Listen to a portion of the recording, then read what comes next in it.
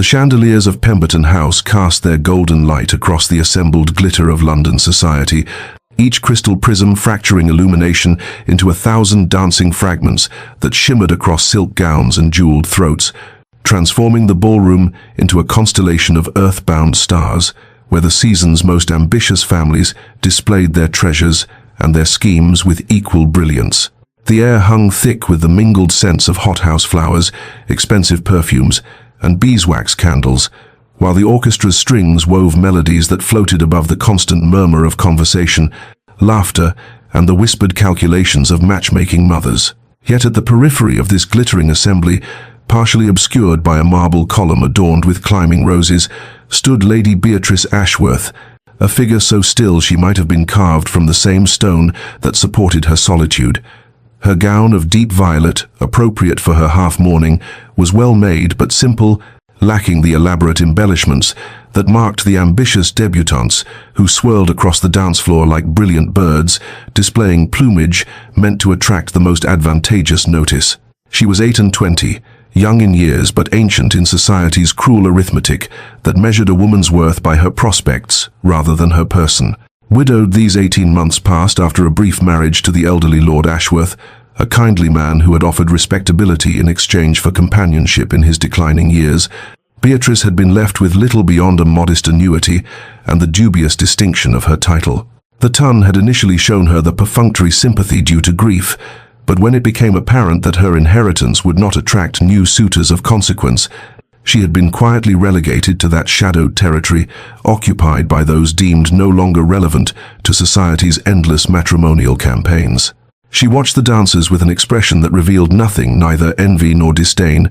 neither longing nor bitterness, her dark eyes observing the patterns of the assembly with the detachment of a scholar studying specimens beneath glass. Here was Lady Wilmington, steering her daughter toward Lord Cunningham with all the subtlety of a general positioning troops. There was the Honourable Miss Fairfax, laughing with calculated brightness at some jest made by the wealthy but tedious Mr. Pemberton. Everywhere, the ancient dance of ambition and acquisition played out in three-quarter time, as it had for generations, as it would for generations hence. Beatrice had learned to find a strange peace in her invisibility,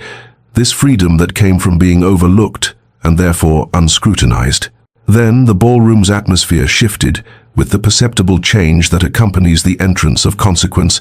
and the assembled company turned as one toward the grand staircase where the Duke of Rothwell had appeared, his presence commanding immediate attention despite the fact that he had spoken not a word. He descended with unhurried grace, his evening clothes impeccable, his expression carved from winter itself, beautiful in the way that frozen landscapes possess beauty, admirable from a distance, but forbidding intimacy. His reputation preceded him like a winter wind. The savage Duke, London's most fearsome peer, whose cutting tongue had reduced grown men to stammering apology and sent ambitious mothers fleeing with their daughters in tow, whose fortune and title made him the season's greatest prize, even as his cruel demeanor made him its greatest peril. The Duke's progress through the ballroom carried with it the weight of glacial inevitability,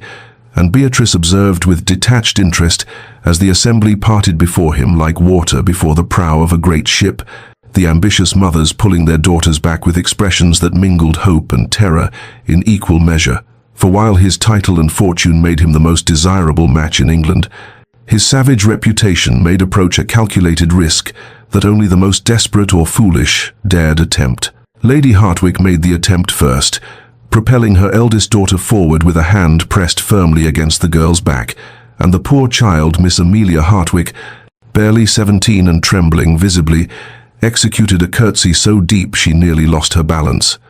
"Your Grace," Lady Hartwick simpered, her voice carrying across the sudden quiet that had descended upon their corner of the room, "surely you remember my daughter Amelia from the Duchess of Marlborough's garden party. Such a talented girl. She plays the pianoforte quite brilliantly, and her watercolors have been much admired." The Duke's pale eyes settled upon the mother and daughter with the clinical interest one might afford an insect discovered beneath an overturned stone, and when he spoke, his voice carried perfectly across the hushed assembly, each word enunciated with devastating clarity. "I make it a policy, madam, never to remember anything that makes so little impression upon first encounter,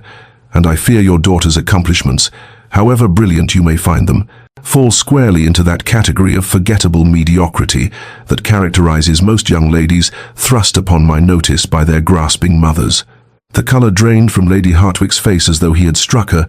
and poor Miss Amelia's eyes filled with tears that she blinked back furiously. Her hands clenched so tightly in her skirts that her knuckles showed white. But the Duke had already moved past them with the dismissive ease of one who has dispatched an inconvenience, his attention already elsewhere, and the watching crowd released a collective breath. 2 more attempts followed in swift succession, Mrs. Pemberton with her second daughter, Lady Quinton with her niece, and each received similar treatment, the Duke's cutting words delivered with such precise cruelty that Beatrice found herself both appalled and oddly fascinated by the surgical precision with which he dismantled their pretensions, exposing the mercenary calculations beneath their simpering courtesy. Then Lady Pemberton, stung by her daughter's public humiliation and seeking to restore her own consequence through the time-honored method of elevating herself by diminishing another, turned her attention toward Beatrice's shadowed corner, her voice pitched to carry across the assembled company with the false sweetness of poisoned honey. "Though I suppose," she declared, her fan snapping open with theatrical emphasis, "the Duke need not concern himself with ambitious debutantes when there are always desperate widows lurking about the edges of respectable society, hoping their mourning weeds might inspire pity sufficient to secure a second chance at consequence. Poor dear Lady Ashworth must find these gatherings quite torturous, surrounded by so much youth and promise, while possessing neither." The laughter that followed was not kind, and Beatrice felt the familiar cold wash of humiliation move through her, but she had learned long ago that dignity was armor more effective than any defense, so she remained perfectly still, her expression unchanged, her hands resting calmly at her sides, refusing to give Lady Pemberton the satisfaction of visible reaction. Yet across the ballroom, through the crowd of glittering guests, the Duke's pale eyes had found her, and something in his expression shifted, some calculation rearranging itself behind that frozen facade, and Beatrice felt the weight of his regard settle upon her like winter sunlight, cold, penetrating, and inexplicably unsettling in ways she could not yet begin to name. 3 days later, Beatrice sought refuge in the place she had always found solace when society's casual cruelties pressed too heavily upon her spirit. Hatchard's bookshop on Piccadilly, where the scent of leather bindings and printer's ink created an atmosphere of sanctuary that no ballroom could match, and where the accumulated wisdom of centuries stood waiting in patient rows, indifferent to rank or fortune, or the arbitrary judgments that governed the world beyond those walls. She moved through the narrow aisles with the easy familiarity of long acquaintance, her fingers trailing along the spines of volumes both familiar and unknown, seeking that particular edition of Marcus Aurelius she had read about in the Times literary supplement, when a voice behind her, cold and precise as winter itself, shattered her peaceful solitude with a single cutting observation. "Philosophy," the Duke of Rothwell remarked, his tone carrying that same devastating precision she had witnessed at the ball. "How remarkably predictable that a lady seeking to distinguish herself from the common run of female accomplishment should turn to the ancients for her pretension to depth. One supposes next you will claim a fondness for Plato, and perhaps venture an opinion on the categorical imperative." Beatrice turned slowly, fixing him with a gaze that held neither the fear nor the desperate eagerness that usually greeted his notice, her voice when she spoke carrying the calm certainty of one who has nothing left to lose and therefore nothing to protect. "I seek no distinction, Your Grace, for I have learned that seeking notice from those incapable of perceiving substance beyond surface is a fool's errand. And as for my reading choices, they are my own affair and require neither your approval nor your cutting commentary, in which I observe you distribute with the generosity of one who mistakes cruelty for cleverness." Something flickered in those pale eyes, surprise perhaps, or irritation, and he moved closer, his considerable height forcing her to tilt her chin upward to maintain eye contact, but she refused to step back, refused to cede ground to his intimidation. "You are either remarkably brave or remarkably foolish, Lady Ashworth, to speak to me with such frank disregard for consequences. Most ladies of your station would recognize the imprudence of antagonizing a duke." She allowed herself the ghost of a smile, bitter and knowing. Most ladies of my station have prospects to protect and ambitions to nurture, your grace, whereas I have neither, which affords me the luxury of honesty that your title generally prevents you from encountering, and I find I quite prefer Aurelius to your company, for he at least offers wisdom rather than mere condescension dressed as conversation." She turned back to the shelves, selecting her volume with deliberate care,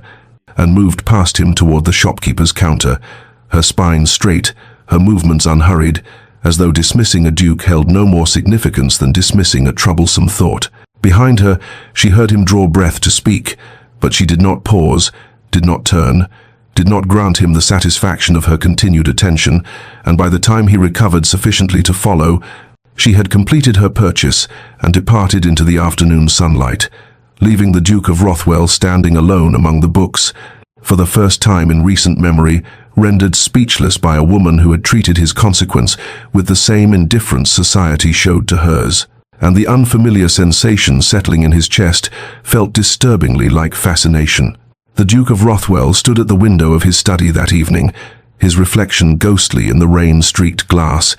and found himself contemplating the unsettling reality that a woman he had known for less than a week occupied more space in his thoughts than any person had managed in the 5 years since Charlotte Fairfax had shattered what remained of his capacity for trust. For Charlotte, with her golden curls and practiced smiles, had seemed everything a duchess should be until the night he overheard her, laughing with her true lover about how easily the cold duke had been manipulated, how his title and fortune would secure her position while her heart remained entirely elsewhere. And the memory of that laughter, cruel and dismissive, had forged the armor he wore still, the savage tongue that kept the world at safe distance, the glacial demeanor that ensured no one would mistake his civility for vulnerability ever again. Yet Lady Ashworth had treated his consequence with the same indifference society showed to hers, had met his cutting words, not with tears or anger but with calm dismissal, and the unfamiliar sensation settling in his chest felt disturbingly like respect, mingled with something far more dangerous that he dared not yet name. He turned from the window, moving to his desk where he kept the carefully maintained distance between himself and the world, but instead of attending to the correspondence awaiting his attention, he found himself summoning Greaves, his longtime secretary, a man whose discretion had been tested and proven over 2 decades of service. "Make inquiries," the Duke instructed, his voice carrying none of the cutting edge he employed in society, "regarding Lady Beatrice Ashworth, widow of the late Lord Ashworth. I wish to know her circumstances, her character as perceived by those who know her beyond the ballroom, her habits and pursuits, but exercise utmost discretion. I will not have her name connected to mine through servant gossip." Greaves departed with a bow, and the Duke returned to his contemplation, thinking of pale eyes that held neither fear nor calculation, of a spine that remained straight under mockery, of a voice that spoke truth without artifice, and he recognized with uncomfortable clarity that his interest exceeded mere curiosity, that something in her complete indifference to his rank had pierced the armor he had so carefully constructed. For what use was protection against someone who sought nothing from him, who asked for neither his favor nor his fortune, who would likely prefer never to encounter him again? 2 days later, Greaves returned with his report, and the Duke learned what society had dismissed as irrelevant, that Lady Ashworth was known among the merchants and tradespeople for her unfailing courtesy and prompt payment, despite modest means, that she volunteered at a charity school in Cheapside, teaching reading to children whose parents could not afford proper education, that her late husband had been 40 years her senior when they married, a marriage arranged by her impoverished family when she was barely 17, that she had nursed him through his final illness with a devotion he had done nothing to earn, and that she now lived in a small house in an unfashionable quarter. Her only companion, an elderly maid, her only luxury the books she purchased with careful economy from shops like Hatchard's. The Duke absorbed these details with the same focused attention he brought to matters of business and politics, and felt something shift in his carefully maintained worldview, for here was a woman who possessed genuine substance beneath society's dismissal, who had survived circumstances that would have broken a lesser spirit, who had emerged with her dignity and kindness intact, despite every reason to become bitter. And he found himself thinking that perhaps, just perhaps, armor was not strength but merely fear dressed as invulnerability, and that the true courage he had witnessed was not his savage tongue, but her quiet refusal to let cruelty diminish her essential self. The following morning, Beatrice returned to Hatchard seeking a volume on Stoic ethics, and found herself unsurprised yet oddly unsettled when the Duke of Rothwell materialized in the philosophy section as though his presence there were the most natural occurrence in the world, his pale eyes meeting hers with an expression she could not quite decipher, before he remarked, "Lady Ashworth, what a remarkable coincidence to encounter you here again. Though I confess after our last exchange, I have found myself contemplating Aurelius myself. Perhaps you might recommend where one should begin with the meditations." And she recognized immediately that this was no coincidence at all, that he had somehow learned her habits and arranged this meeting. Yet she could not bring herself to flee, as instinct demanded, and instead responded with careful neutrality. Book 2, Your Grace, where he writes of the soul's capacity to maintain tranquility regardless of external circumstance,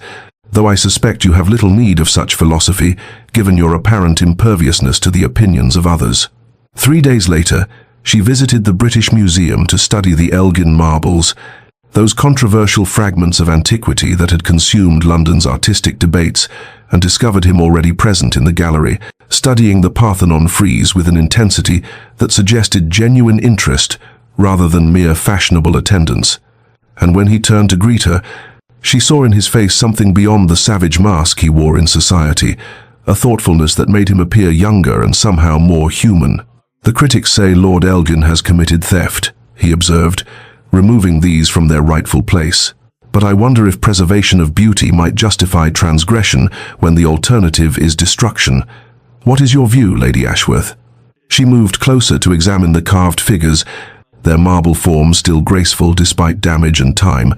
and considered her words carefully before replying, "I think, Your Grace,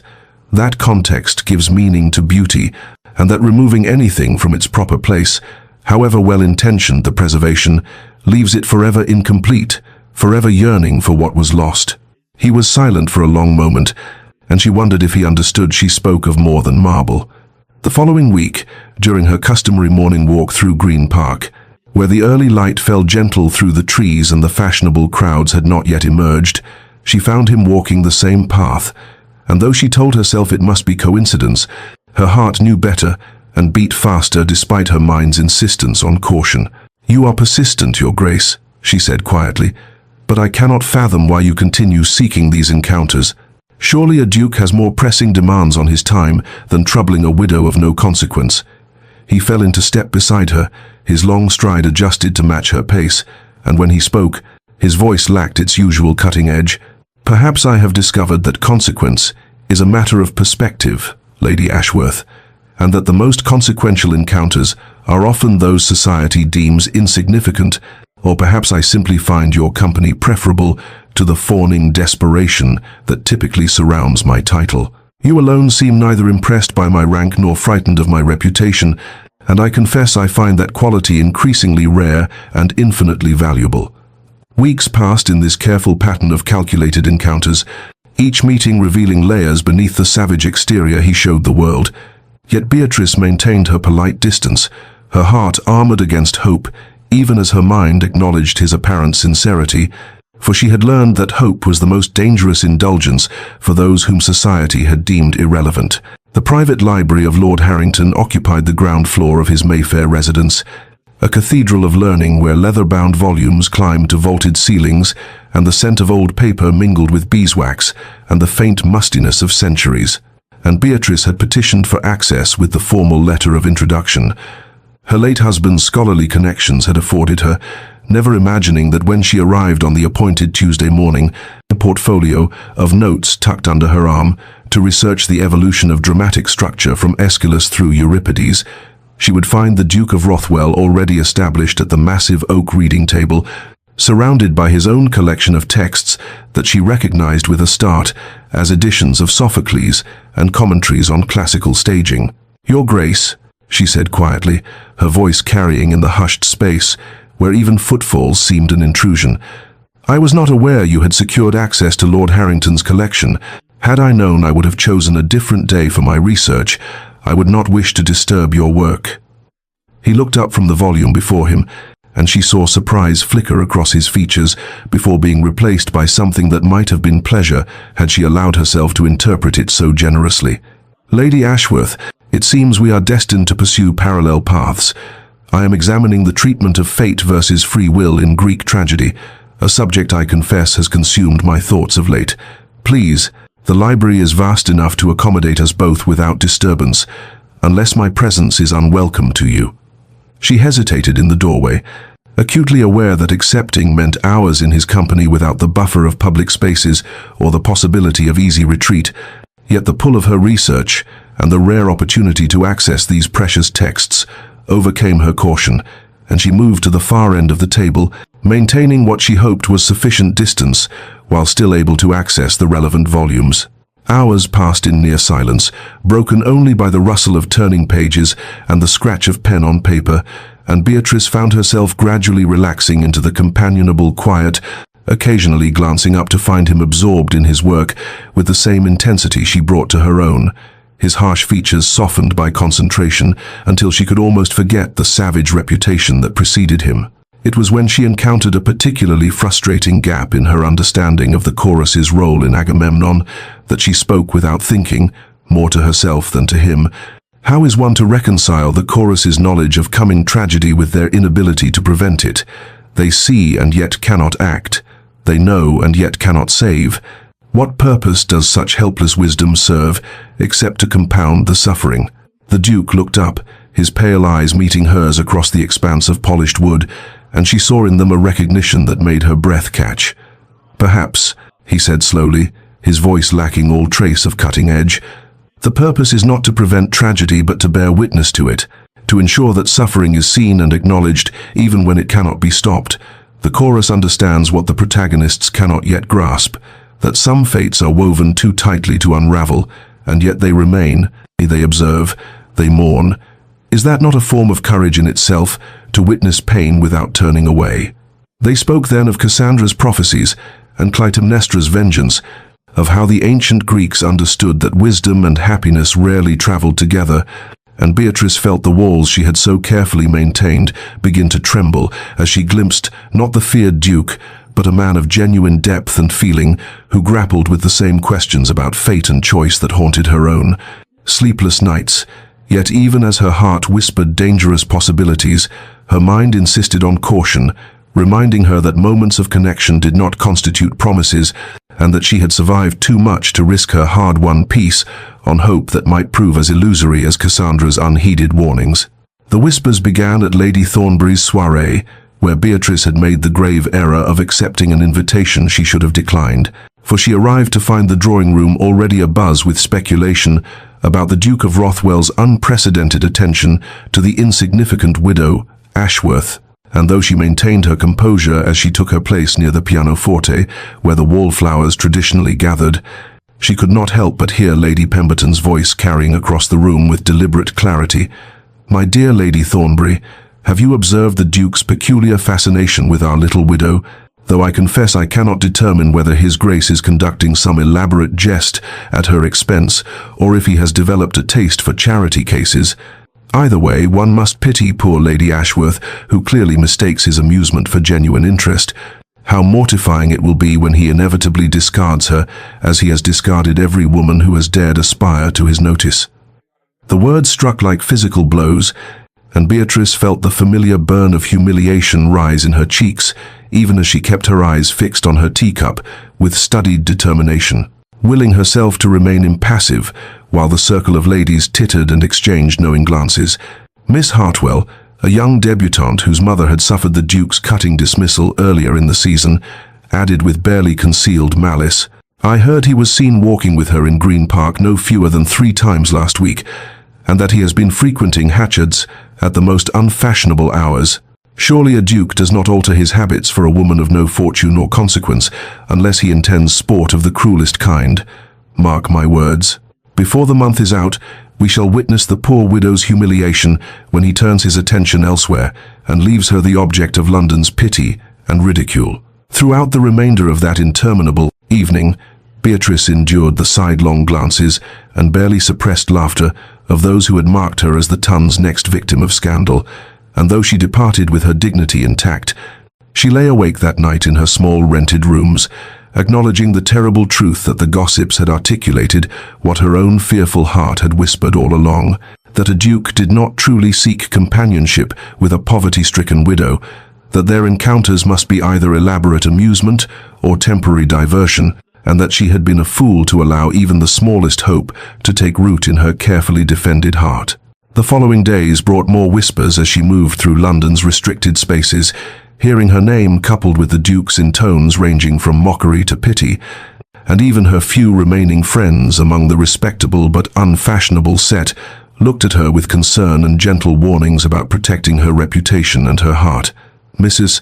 Weatherby, her late husband's cousin who had shown Beatrice consistent kindness, spoke plainly over tea in Beatrice's modest parlour. "My dear, I know you are sensible, but I must speak as one who cares for your welfare. The Duke of Rothwell is not a man known for constancy or genuine feeling, and while I do not doubt he finds your conversation stimulating, you must consider what his intentions could possibly be toward a woman of your circumstances. Men of his rank do not marry for intellectual companionship, and anything less than marriage would destroy what little position you retain in society." That night, as rain drummed against her window and the chill of approaching autumn seeped through the thin walls, Beatrice made her resolution with the same quiet determination that had sustained her through her loveless marriage and subsequent widowhood. She would withdraw from the dangerous proximity of the Duke's attention, would return to the safe obscurity that had been her lot before he had noticed her existence, would armor her heart once more against the seductive possibility that she might be seen and valued for herself, rather than dismissed as society had always dismissed her. For she had survived too much to risk her hard-won peace on what could only be temporary notice from a man whose world would never truly accommodate someone like her. The Duke of Rothwell arrived at Hatchard's bookshop on Tuesday morning, as had become his custom these past weeks, only to find the familiar corner where Lady Ashworth typically browsed the philosophy section conspicuously empty, and though he told himself her absence was mere coincidence, when Wednesday brought the same emptiness, and Thursday found him walking the paths of Green Park without encountering her slight figure moving among the autumn-touched trees, he felt something unfamiliar and unwelcome settle in his chest, like a stone dropped into still water. Friday found him at the British Museum during the hours when she had previously examined the Greek artifacts, and when she did not appear he made discreet inquiries of the staff, learning that Lady Ashworth had not visited in over a week, and it was this confirmation of a pattern rather than coincidence that forced him to acknowledge what he had been avoiding, that she was deliberately absenting herself from every place where they had established their careful rhythm of encounter. He returned to his townhouse in a state he could not name, pacing the length of his study while his secretary waited with correspondence that went unread, and his butler hovered with concern for his Grace's unusual agitation, and the Duke found himself reviewing every conversation he had shared with Lady Ashworth, searching for the moment when he might have overstepped or offended, yet he could identify nothing beyond their shared discourse on Greek tragedy and the meeting of minds that had felt to him like the first genuine connection he had known in the years since his heart had learned to armor itself against feeling. He dispatched his most trusted man to make careful inquiries, and what returned to him was not comfort, but rather a more painful understanding, for it seemed that Lady Ashworth had become the subject of society's speculation regarding his attentions, that Lady Pemberton and her circle had sharpened their tongues on Beatrice's reputation, suggesting that the Duke was merely amusing himself with the poor widow before inevitably discarding her to general ridicule, and though his first instinct was rage at those who would dare speak her name with such casual cruelty, beneath the anger he recognized something more devastating, that she had heard these whispers and believed them, that she had judged his interest to be the sport that vicious tongues claimed it was, and that she had chosen to protect herself by withdrawing from his presence entirely. The emotion that filled him then was not the anger he had wielded so effectively to keep the world at bay, but rather hurt, a feeling he had not permitted himself since the day his former fiancée had revealed her mercenary heart, and he understood with sudden clarity that somewhere in the accumulated hours of conversation and the meeting of two lonely minds,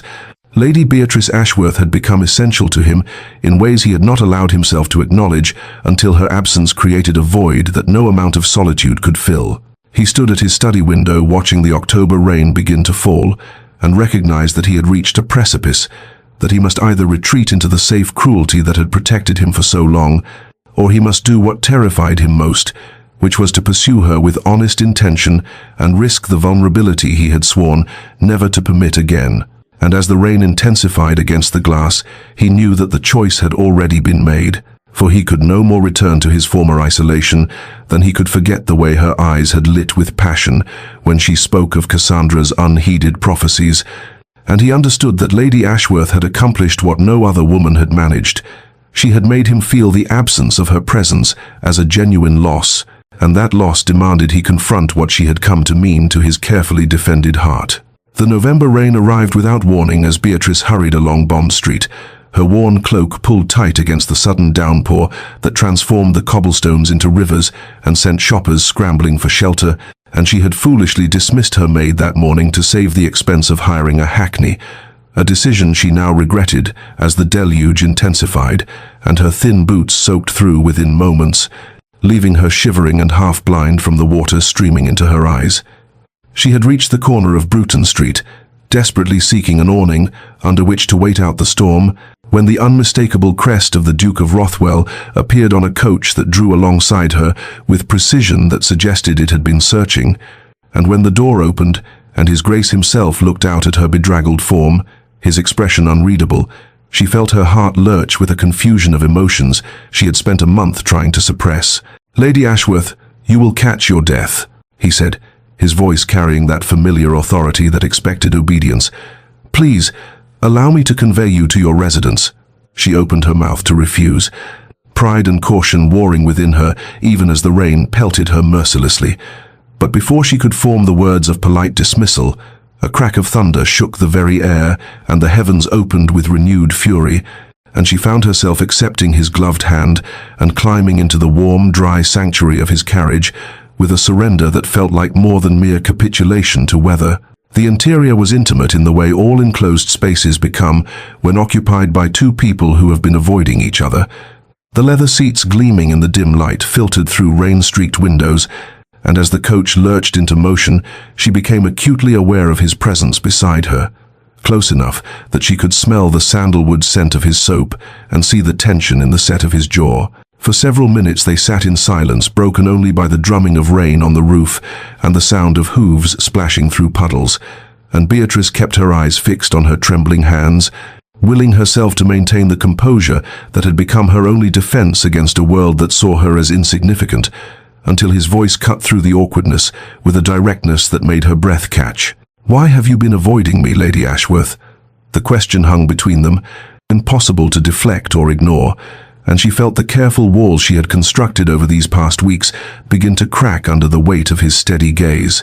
for he was looking at her with an intensity that demanded honesty rather than the polite evasions society preferred. And she found that after a month of loneliness and the echo of their conversations haunting her quiet rooms, she no longer possessed the strength to dissemble. "Because I am not a fool, Your Grace," she said quietly, her voice trembling slightly but her words clear. "I have heard what society whispers about your attentions to an insignificant widow. I have endured the speculation about whether you amuse yourself at my expense or simply tire of more challenging prey, and I will not be the object of London's mockery when you inevitably tire of whatever diversion my company has provided and turn your interest elsewhere. I have survived too much to willingly walk into humiliation with my eyes open." The words emerged like a confession wrung from her careful heart, and she watched his expression shift from surprise to something that looked remarkably like pain, and when he spoke again, his voice carried an intensity she had never heard from him before, not in their sparring over philosophy or their careful discussions of Greek tragedy, but something raw and unguarded that made her forget entirely that they were merely a duke and a dismissed widow, trapped by circumstance in a rain-soaked carriage. "You believe I have been amusing myself with you," he said, and there was genuine hurt in his tone that pierced her defenses more effectively than any declaration might have done. "Lady Ashworth, Beatrice, in the month of your absence I have felt your loss as I have felt nothing, since I learned to armor my heart against feeling anything at all. You have become essential to me in ways I did not permit myself to acknowledge until the empty corners of Hatchards and the silent paths of Green Park taught me that I could no more return to my former isolation than I could forget. The way your mind meets mine, as no other ever has.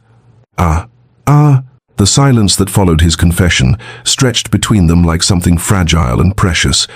broken only by the rain's relentless percussion against the carriage roof,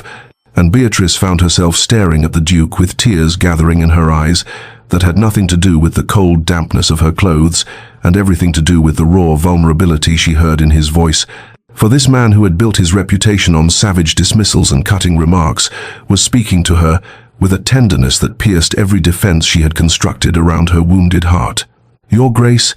she began, but he raised a hand to halt her words, and she saw in his expression something desperate and determined that made her breath catch.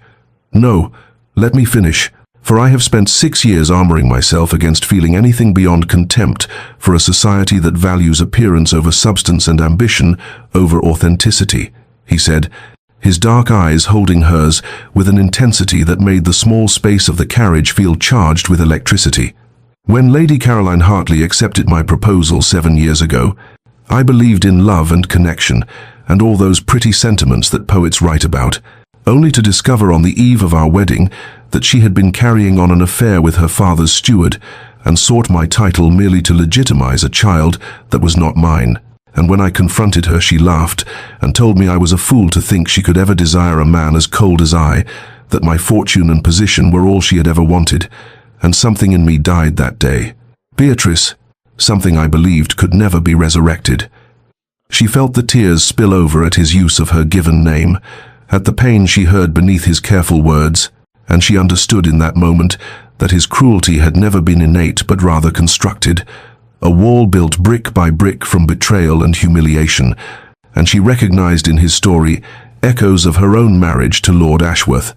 different in specifics but similar in the way both had taught them to guard their hearts against further wounding. "I made myself into something fearsome," he continued, his voice dropping to barely above a whisper. "I cultivated a reputation for savage dismissals and cutting remarks, because if people feared me, they could not hurt me. If they believed me incapable of feeling, then no one would seek to exploit my feelings for their gain, and for 6 years this strategy served me well. I moved through society untouched and untouchable, until the night I saw you standing at the edge of Lady Tremain's ballroom, maintaining your dignity while Lady Pemberton's circle mocked you, and I witnessed in you a strength I had never managed to achieve, and the ability to face cruelty without becoming cruel in return, to survive dismissal without losing your essential kindness." His hand moved as if to reach for hers but stopped midway, hovering in the space between them, and she saw in that aborted gesture how much courage this confession was costing him, how thoroughly he was dismantling the protective armor that had kept him safe from further betrayal. "You have pierced that armor without trying, Beatrice," he said, his voice rough with emotion. "Through our discussions of philosophy and tragedy, through your refusal to bow to my reputation, through the way your mind meets mine, as no other ever has, you have made me feel again, and I find that I no longer wish to be untouchable if it means I cannot know the touch of your regard. I no longer wish to be safe from hurt if safety requires me to live without the possibility of your presence in my life." She could not contain the sob that escaped her then, for she understood exactly what he was offering her, not merely his interest or his protection, but his vulnerable heart, and she knew that her response in this moment would determine everything, and that she could retreat into the safety of her own protective walls, or she could meet his courage with her own. "Hare, I have felt it too," she whispered, her voice breaking but her words clear.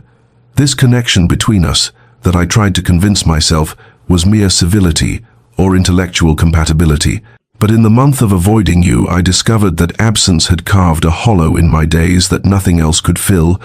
and that I missed, not simply our conversations, but the way you see me as more than a dismissed widow of no consequence,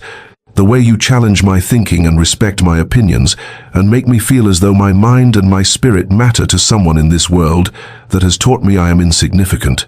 His hand finally completed its journey to cover hers, his touch gentle despite the trembling she could feel in his fingers,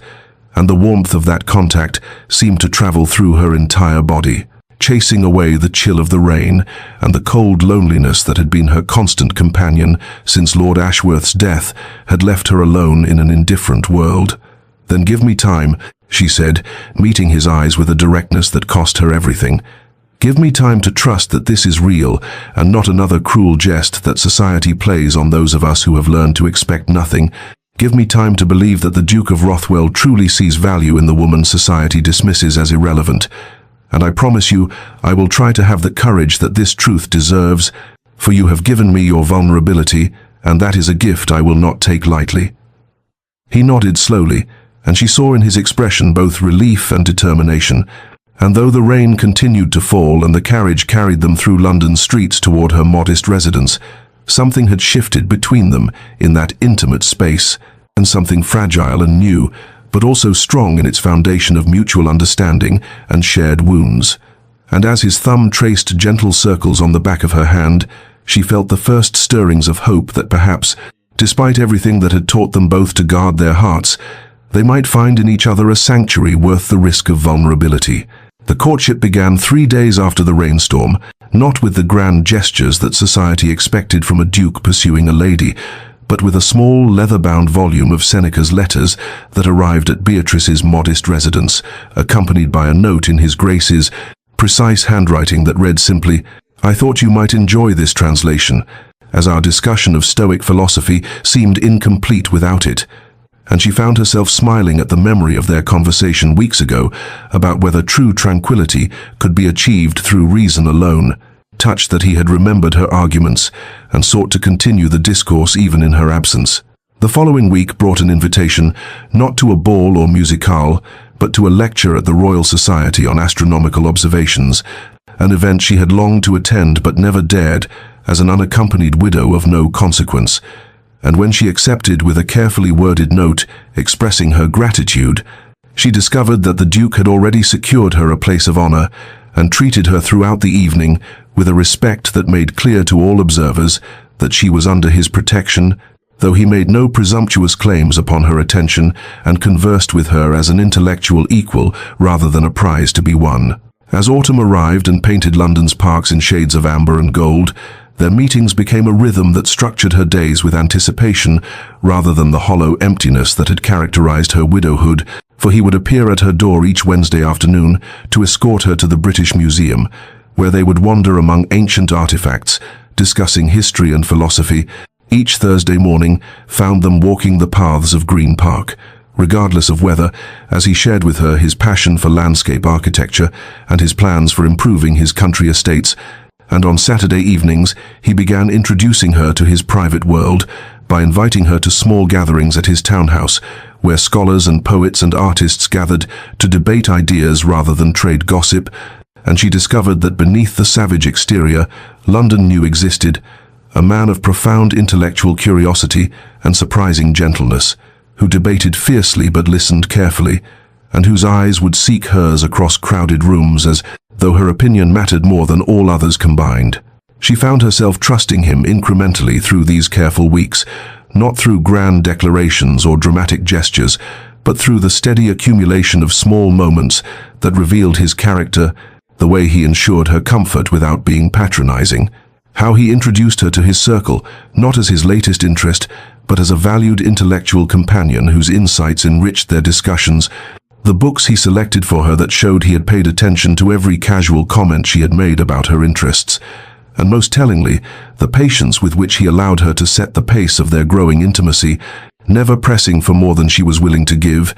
never presuming upon the vulnerability she had shown him in the rain-soaked carriage, but rather honoring it by proving through consistent action that his feelings were genuine and enduring. By the time October's chill settled over London and the trees in the park stood bare against grey skies,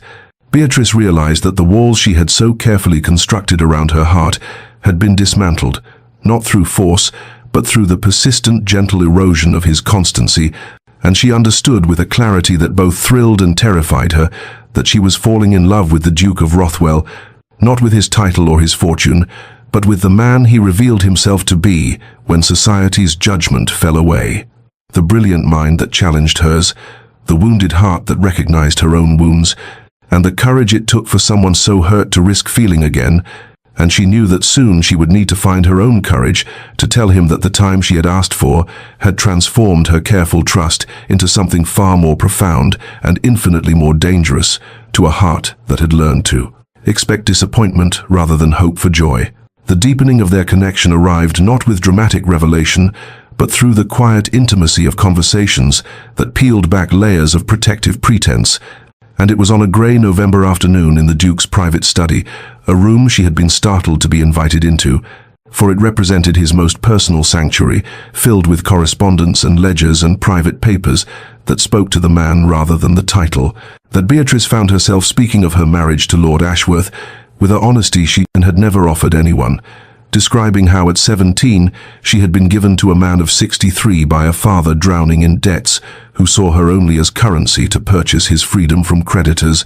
how her husband had wanted an ornament for his declining years rather than a companion, how she had spent 5 years in a house that felt like a mausoleum, learning to make herself small and quiet and unobtrusive, and how his death had brought not grief, but a terrible guilty relief that shamed her, even as it freed her. And she watched the Duke's expression as she spoke, and saw not judgment, but understanding, and a fury on her behalf that touched her deeply, because it came from genuine care rather than performative outrage. "I understand that relief," he said quietly, rising from his chair to stand at the window overlooking his gardens, where the last roses of autumn were surrendering to winter's approach. "When my mother died, I was 14,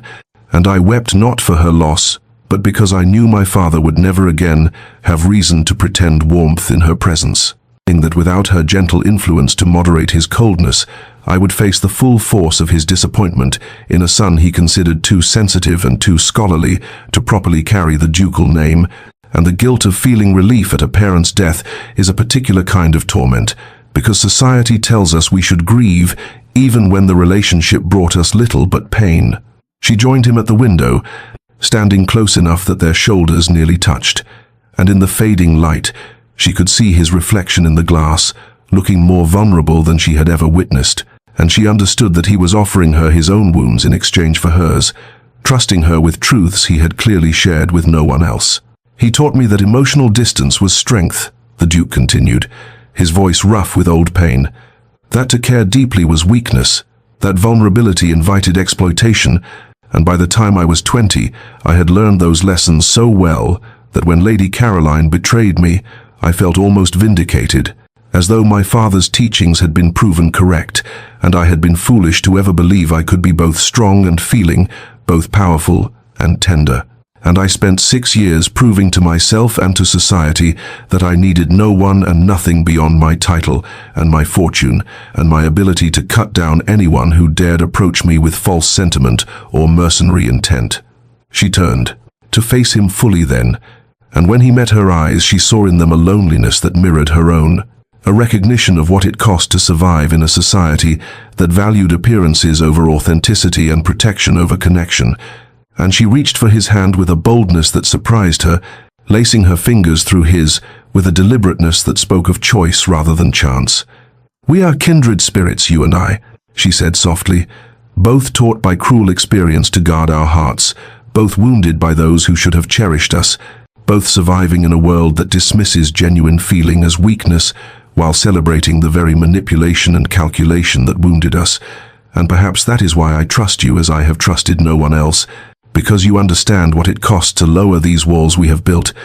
You know that vulnerability is not weakness, but rather the greatest courage, and you have shown me through your patience and your constancy that not everyone who approaches seeks to exploit or diminish or use."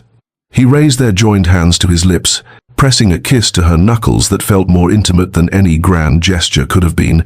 and in that moment Beatrice understood that she had moved beyond the careful trust of their early courtship into something far more profound, that she loved this complex, wounded man who hid his tender heart behind savage reputation, and that despite everything that had taught them both to expect disappointment rather than hope for joy,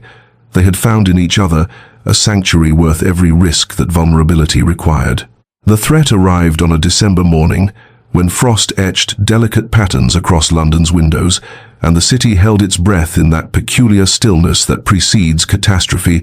And it came in the form of Lady Caroline Hartwell, sweeping back into society after 6 years abroad, with a story calculated to destroy everything that Beatrice and the Duke had so carefully built between them. For the former fiancé had returned from the continent with tales of broken promises and cruel abandonment that painted the Duke as a villain who had cast her aside without cause, and herself as the wounded innocent whose heart had never recovered from his savage rejection, and society ever hungry for scandal and eager to believe the worst of those who dared to defy its expectations, seized upon this narrative with vicious enthusiasm. Within days, the whispers that had begun as speculation about the Duke's courtship of an insignificant widow transformed into certainty that Beatrice had ensnared him through manipulation and scheming,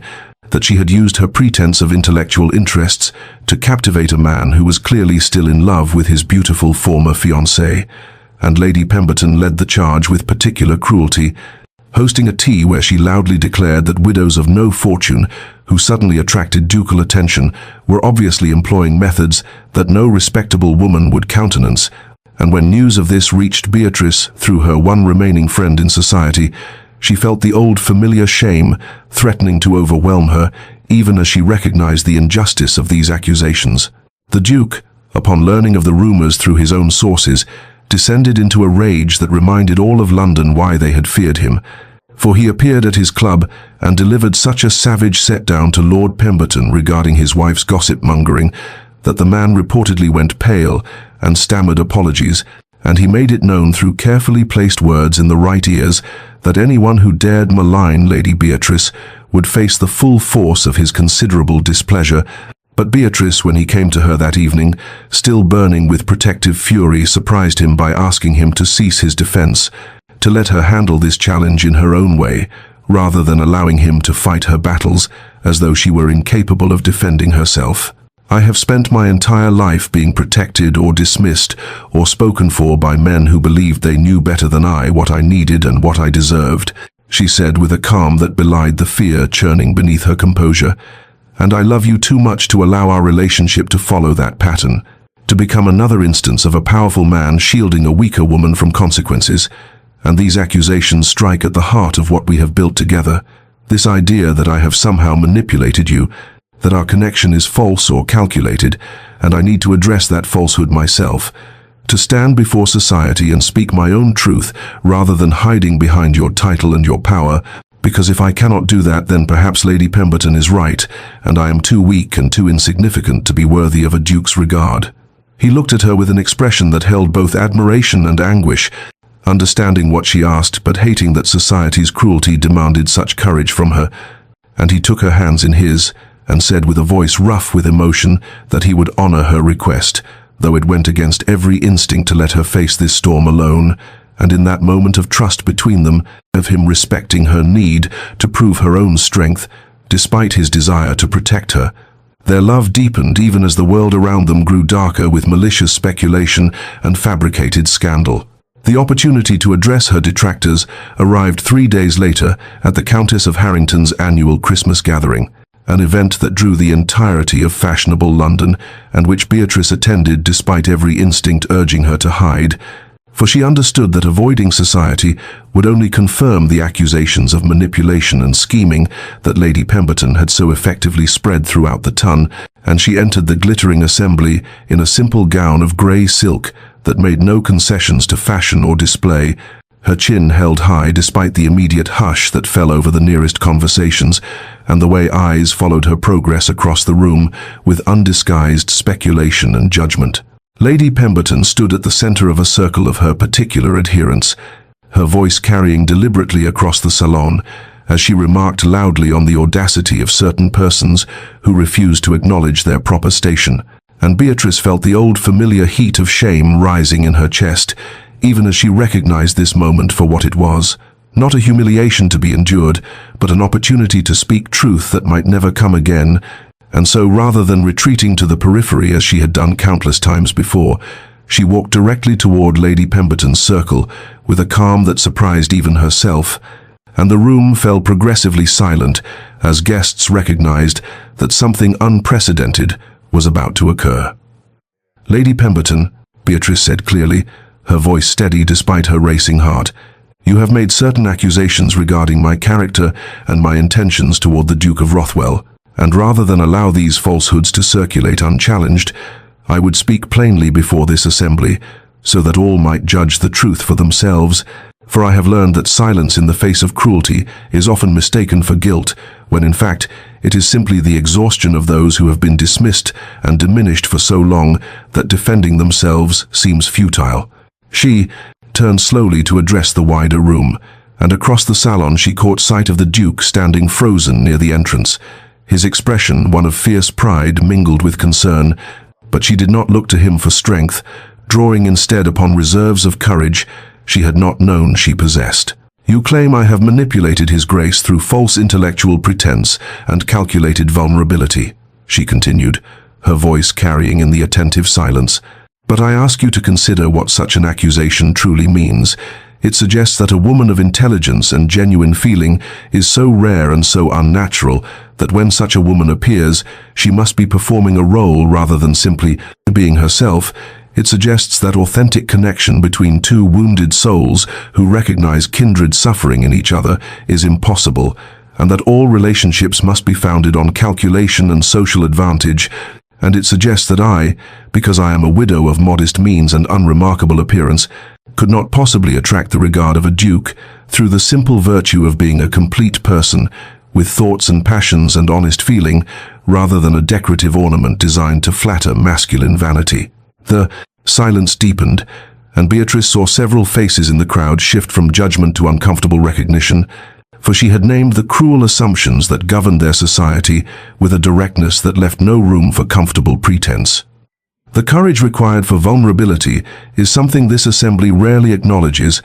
she said more softly, but her words carried nonetheless. For we have built a society that celebrates artifice and calculation, that teaches our daughters to hide their true selves in pursuit of advantageous matches, and our sons to armor their hearts against genuine feeling. And when two people dare to lower those defenses and see each other truly flaws and wounds, and all we call it manipulation rather than recognizing it as the rarest and most precious form of human connection, and I will not apologize for loving a man who sees me as I am, nor for allowing myself to be seen when everything in my experience taught me that invisibility was safety. Lady Pemberton's face had gone rigid with fury and embarrassment, but she could find no response that would not confirm everything Beatrice had said. And in that moment of her silence, the Duke crossed the room with deliberate steps, and when he reached Beatrice, he took her hand in his and raised it to his lips, while holding her gaze with eyes that blazed with love and admiration, and he said in a voice that carried to every corner of the salon, "Lady Beatrice has more moral courage in her smallest finger than the entirety of this assembly possesses collectively, and I count myself the most fortunate of men that she has allowed me to know her true self, rather than the mask society would have her wear." And Beatrice felt in that moment not triumph over her detractors, but rather a profound relief that truth had been spoken and heard. And she knew, watching the Duke's face, that he had fallen even more deeply in love with her strength, even as she had discovered depths of courage within herself that years of dismissal and diminishment had nearly convinced her did not exist. The confrontation came 2 evenings later at the Theatre Royal in Covent Garden, during a performance of King Lear that the entire fashionable world had turned out to attend, and Beatrice sat in the Duke's box beside him, acutely aware of the hundreds of eyes that turned their direction with undisguised curiosity and speculation.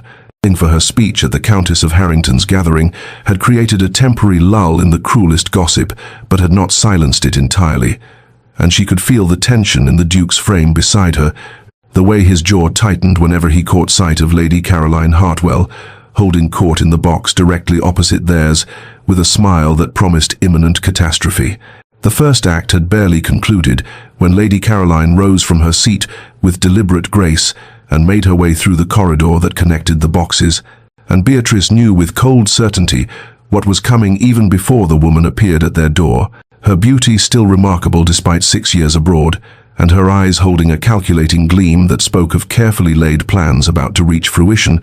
And the Duke went absolutely still beside Beatrice in a way that reminded her of a wolf scenting danger, his hand tightening on the armrest until his knuckles showed white beneath his gloves.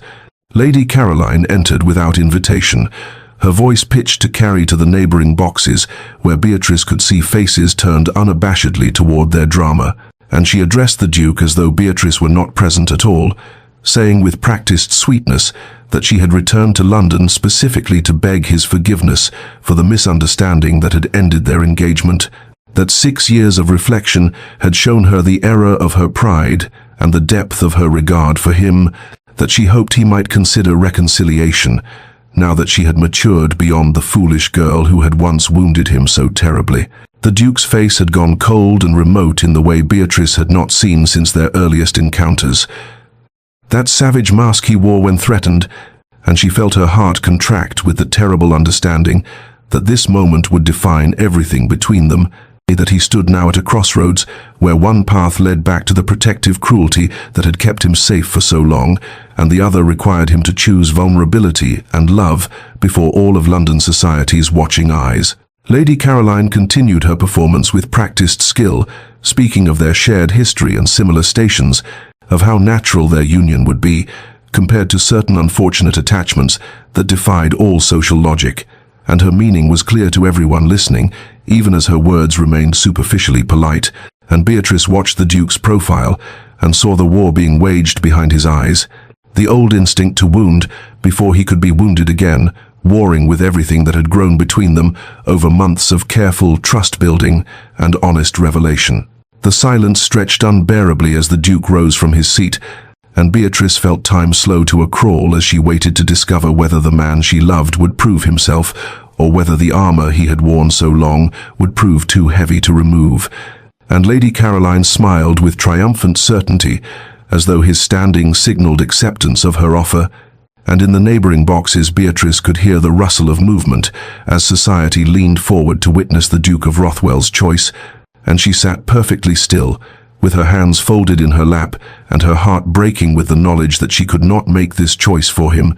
that he must decide for himself whether love was worth the risk of being seen in all his vulnerability before the very society that had taught him to guard his heart so jealously. The Duke turned from Lady Caroline and looked directly at Beatrice, with eyes that held such naked emotion that she felt her breath catch in her throat, and then in a movement that sent gasps rippling through every box in the theatre, he lowered himself to one knee before her chair, in a gesture so shocking and unprecedented that the very air seemed to still with disbelief, for dukes did not kneel to impoverished widows, and certainly not before the assembled eyes of London society in the most public venue imaginable. And Beatrice felt tears spring to her eyes as she understood the enormity of what he was offering her,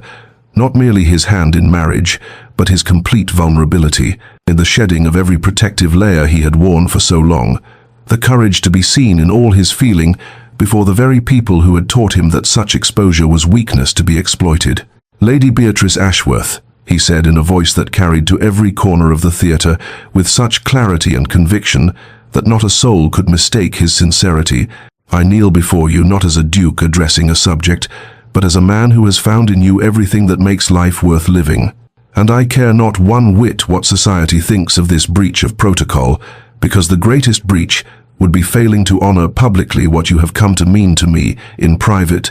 and I would have all of London know that you possess a strength of character and richness of mind and beauty of spirit that renders every other consideration meaningless, that your courage in speaking truth to cruelty has shown me what true nobility looks like, and it has nothing to do with titles or bloodlines, and everything to do with moral fiber and genuine feeling." He took her trembling hand in both of his, and Beatrice could see Lady Caroline standing frozen in the doorway of the box, with her face gone pale, with shocked comprehension that she had miscalculated catastrophically, and she could hear the rustling whispers spreading through the theatre like wildfire as society struggled to process this unprecedented display. But all of that faded to insignificance as the Duke continued speaking with such raw honesty that she felt her heart would burst with the fullness of feeling it contained. "You have taught me that vulnerability is not weakness but the highest form of courage," he said, his voice dropping lower but losing none of its intensity. "That being truly seen by another soul is worth every risk of pain or rejection. That love, real love, not the calculated arrangements that pass for marriage in our world, requires the courage to lower every defense and trust another person with the tender places we spend our lives protecting. And I am asking you, before all these witnesses who have dismissed you and underestimated you and failed to see your extraordinary worth, to grant me the honor of spending my life ensuring that you are never invisible again, that your brilliance is celebrated rather than hidden, that your strength is recognized and your gentleness treasured. And I am asking if you will consent to be my wife, not because of what society expects, but because we see each other truly and completely and choose each other anyway. The theater had gone absolutely silent, hundreds of people holding their collective breath as they waited for Beatrice's response, and she looked down at this proud, wounded, magnificent man kneeling before her, offering everything he was and everything he had, and she knew that her answer would not only determine their future, but would stand as a testament that genuine love could exist even in the artificial world of the ton, that two people who had been broken and dismissed could find in each other the completion they had never dared hope for. And so she leaned forward and placed her other hand against his cheek with infinite tenderness, and said in a voice that shook with emotion, but carried nonetheless, "Yes, I will marry you, not because you are a duke, but because you are the man who sees me and whom I see in return. And I love you with a fullness I did not know my heart could contain." The tears that spilled down Beatrice's cheeks were witnessed by hundreds of eyes, but she cared nothing for their observation now, as she held the Duke's face between her hands and felt the trembling of his controlled emotion beneath her palms, and she knew that her acceptance alone would not suffice, that this moment required her to match his vulnerability with her own public declaration, to speak truths that would honor the courage he had shown in kneeling before all of London's judgment. And so she drew a steadying breath and turned her gaze to encompass the assembled theater, addressing not just the Duke, but every soul who had dismissed them both as too cold or too insignificant to merit genuine feeling. "I accept your proposal with joy," she said in a voice that gained strength as she spoke. "But I would have all present understand that I am marrying not a title or a fortune, but a man of extraordinary depth and feeling, a man whose brilliant mind has been hidden behind a savage reputation born of necessity rather than nature, a man whose capacity for kindness and tenderness has been concealed beneath armor, forged in the fires of betrayal and disappointment. And I am marrying him because he has shown me that beneath the protective cruelty that London society knows, there exists a soul of profound sensitivity and fierce loyalty and gentle humor that he has trusted me to see when he has shown it to precious few others." She could feel the Duke's hands tightening on hers as she continued, and she saw in the faces around them expressions ranging from shock to genuine emotion, and she pressed forward with the truth that needed speaking, regardless of how society might judge her candor. "We see each other truly," Beatrice declared, her voice ringing clear in the hushed theater, "without the masks that polite society demands we wear, without the artifice and game-playing that passes for courtship in our world. And I love him not despite his fearsome reputation, but because I have been privileged to know the man beneath it, the man who discusses philosophy with passion, who finds beauty in ancient poetry, who has shown me that the heart that has been wounded most deeply is also capable of the most profound love when it finally finds safe harbor. And I would stand before you all and proclaim that his choice to kneel before me is not a lowering of his dignity, but an elevation of us both. Because true love requires the courage to be vulnerable, to be seen in all our flawed humanity, and to trust another soul with the tender places we guard most fiercely." Lady Caroline had fled the box during Beatrice's speech, her face a mask of humiliated fury, and Lady Pemberton sat frozen in her own box, with an expression of stunned disbelief. And Beatrice could see throughout the theater the faces of those who had mocked her transforming, as they witnessed genuine feeling expressed without shame or calculation, and she turned her full attention back to the Duke and said softly, for his ears alone, though all could see the tenderness in her expression, "I choose you as you have chosen me, and I will spend my life ensuring you never regret the courage it took to remove your armor and trust me with your heart." The Duke rose then and drew her to her feet, and before all of London society, he kissed her with such reverent tenderness that several ladies in nearby boxes were seen dabbing at their eyes with handkerchiefs, and the theater erupted, not in scandal's whispers, but in genuine applause, for even the most jaded members of the ton could recognize when they witnessed something rare and precious, And as Beatrice stood in the Duke's embrace, she understood that they had not merely declared their love, but had transformed its very nature in the witnessing. That by refusing to hide their genuine feeling behind society's acceptable facades, they had claimed for themselves a truth that no gossip or mockery could diminish. The wedding took place 6 weeks after that transformative evening at the theatre, a ceremony held at St. George's in Hanover Square that drew all of fashionable London despite the unseasonable November chill. And as Beatrice walked down the aisle in a gown of ivory silk that whispered against the stone floors, she felt the weight of hundreds of eyes upon her, but found she no longer cared for their judgment, for the only gaze that mattered was the Duke's, as he stood waiting for her, with an expression of such profound love and reverence that several ladies were seen dabbing their eyes before the vows had even been spoken, and when they emerged as husband and wife, the Duke handed her into his carriage with a tenderness that contradicted every savage reputation he had ever earned. And they departed for his estate in Kent, where they spent the first weeks of their marriage in the quiet intimacy of discovering each other without the constant scrutiny of society's watchful eyes. The months that followed brought changes that rippled through London society, like stones cast into still water, for the Duke's transformation from fearsome adversary to devoted husband became impossible to ignore as he appeared at social functions with Beatrice on his arm and treated her with such evident respect and affection that even the most hardened cynics found their assumptions challenged. And more remarkably still, the sharp tongue that had once reduced ambitious mamas to tears was now employed in defense of those whom society dismissed or overlooked, so that gradually the Duke and his Duchess became known not for cruelty, but for their championing of intellectual merit over empty pedigree and their genuine interest in substance over superficiality. By spring, their London residence had become the gathering place for a new kind of salon, where poets and philosophers mingled with titled lords, where conversation turned on ideas rather than gossip, where Beatrice presided with a quiet grace that commanded respect rather than demanding it.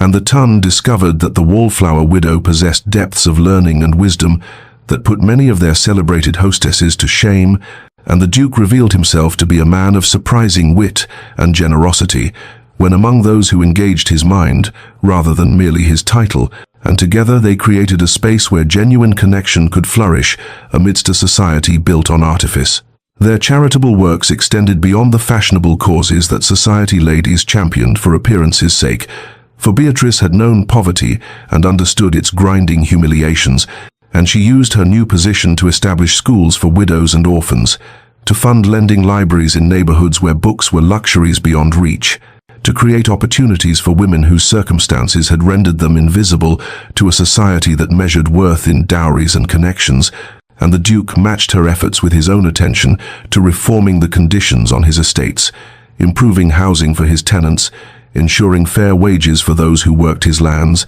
demonstrating through action rather than words that nobility should be measured in moral responsibility rather than merely inherited privilege. Lady Pemberton and her circle of mockers found themselves gradually excluded from the most desirable invitations as society's center of gravity shifted toward the genuine warmth and intellectual stimulation offered at the Rothwell residence, and while they whispered among themselves about the Duke being bewitched and the upstart widow exceeding her station, their venom found fewer receptive ears, as more and more of the Ton discovered that authentic feeling and meaningful conversation provided greater satisfaction than cruel gossip and empty flattery, and the transformation that Beatrice and the Duke embodied together became a testament to the truth that two wounded souls who found each other could heal not only themselves, but cast light into the darkness that surrounded them, showing others that vulnerability was strength, and genuine love was worth every risk society claimed it carried. 5 years had passed since that November wedding, and the spring afternoon found Beatrice seated in the sunlit drawing room of their Kent estate, with their 3 children gathered around her as she read aloud from a volume of Greek myths, her voice bringing life to the tales of gods and heroes, while 7-year-old Thomas listened with rapt attention. 5-year-old Catherine asked endless questions about why Athena sprang fully formed from Zeus's head, and 3-year-old James contented himself with building towers from wooden blocks at her feet, and through the open windows came the scent of apple blossoms and the sound of birdsong that spoke of renewal and growth, and Beatrice paused in her reading to watch her children's faces, and felt a contentment so profound it still sometimes surprised her with its intensity. This life, so different from the lonely widowhood she had endured in those dark months before the Duke had entered her world and transformed everything. The door opened and the Duke himself appeared, no longer addressed with formality even by the servants when the family was private, carrying an armful of tulips from the garden with soil still clinging to their roots because he had pulled them up in his enthusiasm rather than cutting them properly. And the children abandoned Beatrice immediately to rush to their father with cries of delight, and she watched as he knelt to embrace them all, his expression suffused with such open joy that no trace remained of the savage Duke who had once terrorized London society. And when his eyes met hers over their children's heads, she saw in them the same deep love that had been kindled in that bookshop years ago, and had only grown richer and more complex with time and shared experience and the building of this life together. After the children had been sent to wash for tea, the Duke came to sit beside Beatrice on the settee and took her hand in his, and she leaned against his shoulder in comfortable intimacy as they looked out at the gardens they had planted together, the paths they had walked 1,000 times in discussion and companionship, the estate that had become not just a property but a home built on mutual respect and genuine affection. And he said quietly, "Do you ever think about that night at the theatre, when I made such a spectacle of us both?" And she smiled and replied, "I think of it often. How terrified you must have been to kneel before all those judgmental eyes. How much courage it required to show your heart when you had spent so many years protecting it." And he kissed her temple and murmured, "I was terrified, but more terrified of losing you, of returning to that cold isolation I had thought was safety, but was merely existence without meaning." They sat in silence for a moment, hands clasped, hearts aligned, and Beatrice reflected on the journey they had traveled together, from that ballroom where she had stood invisible and dismissed, to this drawing room where she was cherished and seen, from his armor of cruelty to his capacity for tenderness, from two wounded souls circling each other warily to this profound partnership that had weathered society's scorn and emerged stronger for it. And she understood with crystalline clarity that their love had not merely survived but had flourished because they had chosen vulnerability over protection, authentic feeling over convenient facades, and each other over the easier path of remaining safely alone. And when their children's laughter echoed from the hallway announcing their return, she squeezed the Duke's hand and whispered, "We built something beautiful from our brokenness." And his answering smile told her he understood exactly what she meant, that this domestic happiness, this family, this life of purpose and meaning was the truest victory either of them could have claimed. Dear listener, as we close this story of Beatrice and her Duke, of the wallflower who bloomed and the savage heart that learned to soften, perhaps you have recognized in their journey something of your own struggles with invisibility or dismissal, those moments when society has looked past you as though you were merely decoration rather than a soul of depth and worth. And I wish for you to understand that those who stand at the periphery often possess the clearest vision of truth, for they are not blinded by the glittering distractions that captivate those at the center, and they develop strengths that the celebrated never require: the strength of self-reliance, the courage of quiet dignity, the wisdom that comes from observation rather than adulation. Beatrice's story teaches us that true power lies not in commanding attention, but in maintaining authenticity. When the world demands performance, not in conforming to expectations, but in knowing one's own worth regardless of external validation, and that those who dismiss you reveal their own limitations rather than yours, for they lack the perception to see beneath surfaces to the substance that matters, and their judgment says everything about their poverty of spirit and nothing about your value. Consider too the Duke's transformation, which reminds us that the armor we construct to protect ourselves from pain often becomes the prison that prevents us from experiencing joy, that cruelty born of hurt only perpetuates suffering and isolates us further, and that the greatest courage is not in maintaining our defenses, but in lowering them for the right person, in choosing vulnerability over safety, in risking the pain of rejection for the possibility of genuine connection. Their love story affirms that true partnership requires seeing and being seen without pretense, that lasting affection grows not from passion alone, but from mutual respect, shared values, and the daily choice to honor each other's complexity, and that the strongest bonds are forged between those who have known suffering and chose gentleness anyway, who have been wounded and chose to remain open-hearted, who understand that every soul carries scars and that compassion is the only reasonable response to our shared human fragility. So if you find yourself overlooked at life's grand ball, standing in shadows while others dance in light, know that your worth is not diminished by their blindness, and that somewhere another soul is seeking exactly what you are: authenticity, depth, understanding, connection. And when you meet, you will recognize each other, not through superficial attributes, but through the resonance of kindred spirits who have traveled similar paths through loneliness toward belonging. May you have the patience to wait for such recognition rather than settling for lesser connections that diminish you. May you maintain your integrity when the world rewards artifice. May you find the courage to be vulnerable when someone proves worthy of that trust. And may you build a life of meaning rather than merely appearance, of genuine feeling rather than empty gesture, of love that sees you truly and cherishes what it finds. May your nights be peaceful and your heart be light, dear listener, and may you remember that the wallflower often blooms most beautifully when tended by hands that recognize its worth. This story comes to you from Love and Deepness, where we explore the complexities of the human heart and celebrate stories of transformation, redemption, and the triumph of authentic love over superficial judgment. And if this tale has touched you, I invite you to share it with others who might need its message, to subscribe so these stories can continue to find you, and to remember always that your worth exists independent of who perceives it, waiting only for you to claim it fully.